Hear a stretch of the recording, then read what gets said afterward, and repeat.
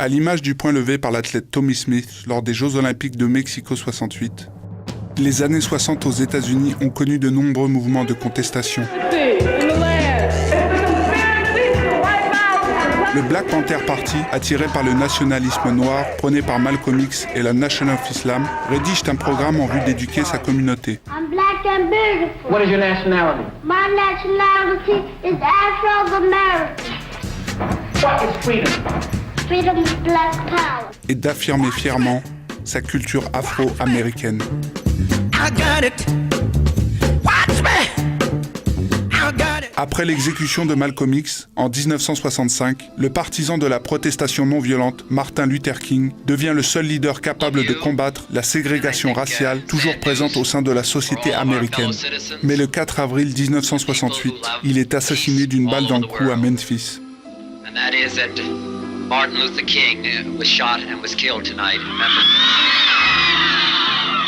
God knows this is the most tragic thing that has ever happened in my life. I cannot in any way try to describe to you the pain and the shock that I feel for this very dreary and moment in the life of this city and the life of this nation and in my own personal life.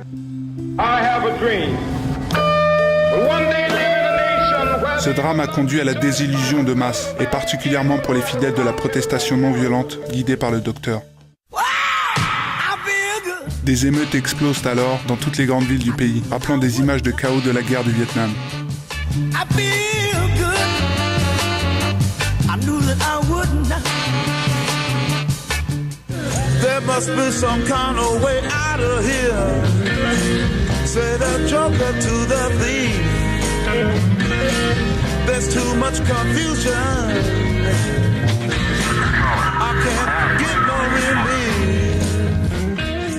En 1968, puis en 1972, le Congrès américain adopte le Civil Rights Act, octroyant plus de droits à la communauté noire américaine. Malgré ce contexte social, du début des années 70, le Black Power va se constituer en une véritable force, permettant de faire valoir leur identité afro-américaine. Dans cette nouvelle ère, la société américaine va connaître une explosion culturelle.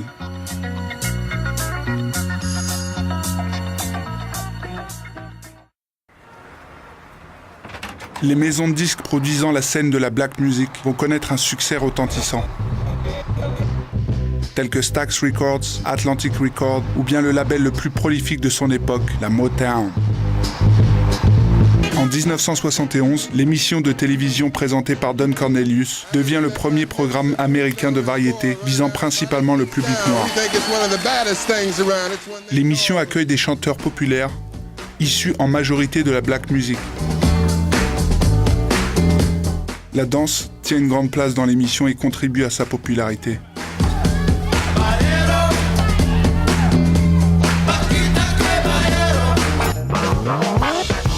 Un courant cinématographique va naître également du mouvement Black Power, la Blaxploitation. Véritable instrument à revaloriser l'image des Afro-Américains en les présentant désormais dans des rôles de premier plan et non plus en tant que faire-valoir. Produit par Gordon Parks en 1971, est le premier film noir américain qui connaîtra un succès planétaire dont la musique originale de Isaac Hayes est devenue culte.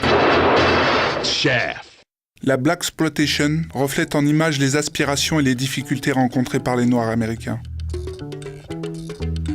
Superfly, produit également par Gordon Parks en 1972, connaît un succès retentissant grâce en partie à la bande originale de Curtis Mayfield.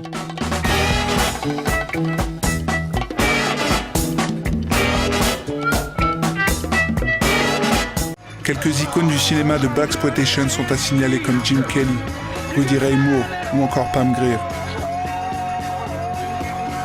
L'actrice de Coffy et de Foxy Brown devient une icône du genre, jouant des rôles hauts en couleur.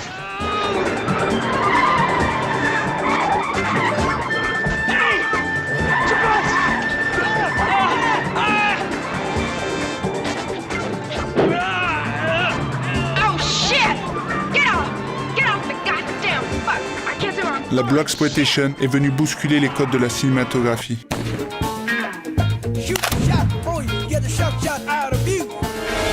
Après un long combat, la culture afro-américaine a réussi à toucher le cœur de chacun d'entre nous et à se faire une place dans le patrimoine de l'humanité.